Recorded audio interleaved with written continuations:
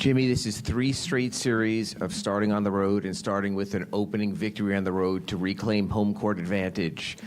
Is there a similarity to the 3, and what does it just say about this team that you come in to the other team's house and take away home court advantage right away? We're just playing really good basketball. More than anything, we're staying together through the good and through the bad. It is a game of runs, and we can talk to one another. I think that's what, ultimately makes me smile, is the fact that when things aren't going our ways, we can look at each other eye to eye and know when somebody's messing around, and we can fix it. I feel like we did a really good job on the defensive end. We shared the ball on offense, made some shots, got a win, but that's not enough for us, and we want to get another one in 2 days. Jimmy, through the years, you've always taken so much pride in how much work you poured into your game, but you never want to put a limit on how high you can go. In your opinion, though, given the consistency of where you're at right now, do you think this is the highest level that your game has been at to date? I don't think so. I really feel as though with anything in life, if you get the opportunity and you have the belief that my teammates, my coaches, Coach Pat, ownership have in me to, kind of lead the charge along with Bam right now, anything is possible. Like, I'm playing at an incredible level because they're allowing me to do so. They're not putting a limit on my game. They're trusting me with the ball on the defensive end. And I think that's what any basketball player wants. That's what anybody wants out of life, is just to be wanted, be appreciated, and just let you go out there and rock. Hey, Jimmy, Marcus Smart had 10 assists in the first half. As well as he was playing, were you kind of surprised not to see him as much in the second half? Nah. I think he played well all game long. He was making all the right plays, and they made a lot of shots. He defended incredibly well, made shots too. I think they'll, watch film and see that they probably have to utilize him more. I would. I got a lot of respect for that guy, for what he does on the defensive side of the ball, and for sure what he does on the offensive side of the ball, because he plays his role to the T. So we're going to have to lock in on that, because 10.5 is some pretty good basketball. Right. And then, coming off of Tatum had a pretty big game in Game 7. What are some of the little things you guys try to do to throw him off his game, make him uncomfortable? Challenge, all shots. We try to keep him off the free throw line. He shot 11 of those.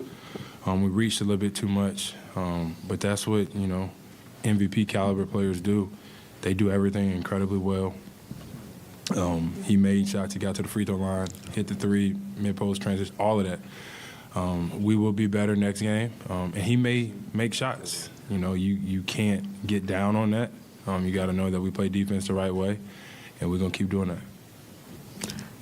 Jimmy, what does it feel like for your confidence in momentum when you see them start to crack a little in the third quarter? You hear their fans start to boo a bit. What does it do for you guys to hear that and feel that going forward?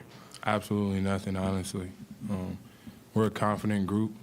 Whether we're up 10, down 10, we're not too worried about the opposing team. I think whenever you do that, you get lost in what got you where. And we're so worried about us all year long and how we could be the best version of ourselves that if we're up 10, down 10, we still need to play our style of basketball. We still need to be together, share the ball, get stops. Booing, no booing, we got to worry about the Miami Heat. Hey, Jimmy, when you're going like you were tonight, scoring and then also on defense with the steals, how does one side of the floor impact the other? How do they cooperate for you? I would like to think that I just play hard. I try to make the right plays on the offensive side of the ball. Probably tonight I shot a couple bad ones. Like I said, my teammates, my coaches, they allow me to do that. On the defensive side of the ball, it's a lot of energy. But I'm not the only one that's doing it. So I feed off of my teammates diving on the floor, taking charges, getting back on defense, just like they feed off of my energy on the defense. It just so happened that I happened to get my hand on the basketball and get some steals. But as long as you play hard, I really believe that really good things happen majority of the time.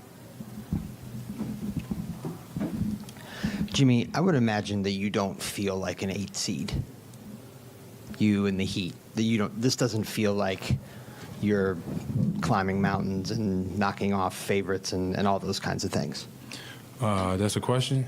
Well, it's the start of a question. Oh, okay. Well, what's the question? Just the question is, how does this feel to you guys? What you have done so far, and if you go back all the way to that night against Chicago in the play-in, did you think then that something like this would be possible? Damn right. I did. Damn right. We did.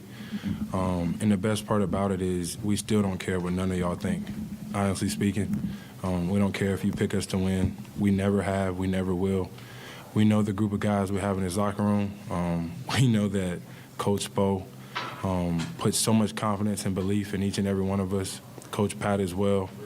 And so our circle's small, but this circle got so much love for one another. We pump constant confidence into everybody. And we go out there and we hoop. We play basketball the right way, knowing that we always got a chance. Thanks, Jim. For sure.